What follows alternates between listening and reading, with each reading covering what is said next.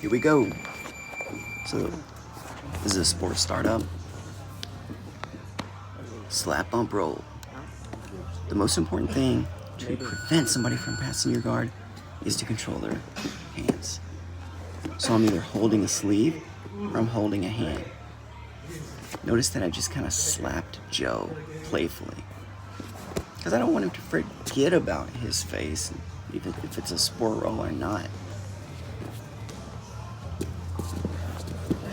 Boom, I made a little bit of space. Guard, get up.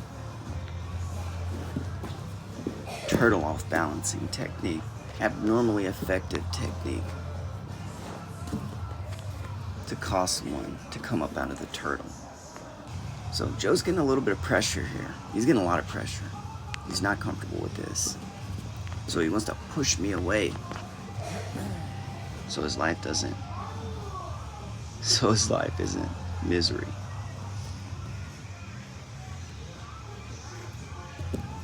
Standard side mount. Joe felt a little bit of space there. He wanted to re-guard, which is triggering technique. He's very concerned about me stepping over to the other arm. That's why the bottom arm of Joe's right there is hugging my hips so much. Now he felt the choke coming on right there.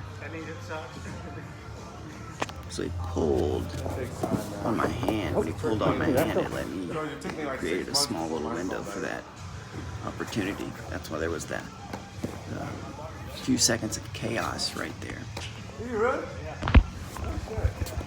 That's awesome. This is smart knee technique. Now I weave through right here to prevent Joe from turning his hips back into me to go back to his guard.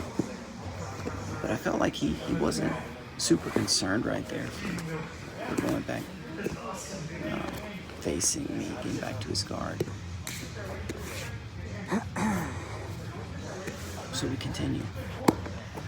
You've been doing it for a while.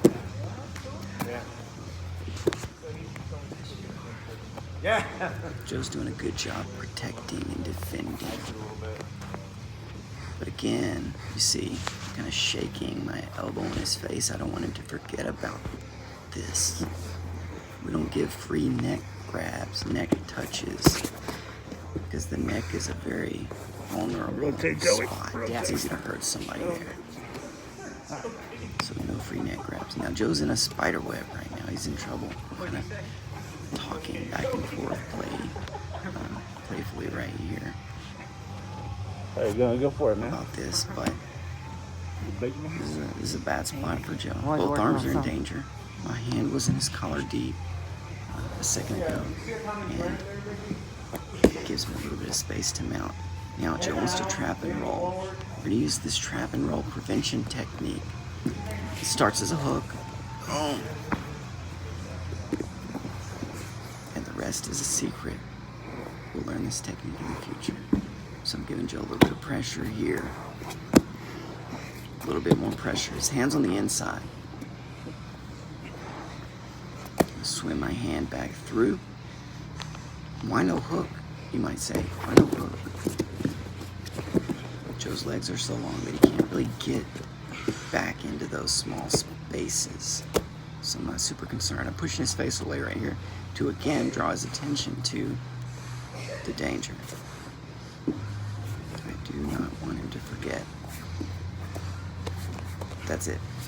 Fight ending collar choke, properly executed. We call this catch and release. Let it go. Fight ending arm lock.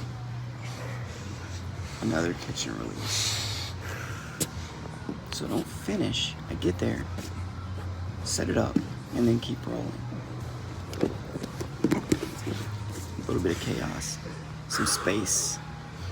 Joe's a big guy. Now I'm hugging his body a little too deep, and Joe recognized that, genuinely off balance me there. So, clever, very clever. I'm not gonna do anything.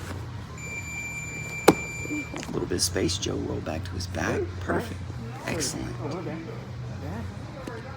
did give me a little bit of space for a double underhook guard pass here. But that's not what I had. Back to the guard. And a knee shield. Pull him back down into stage 1. Try something. Ground hands. When they're concerned with closeness, we're concerned with distance. But want to be playful and just keep rolling. Sometimes we allow things that we wouldn't in reality, which is why Joe allowed the space. But fantastic, good roll.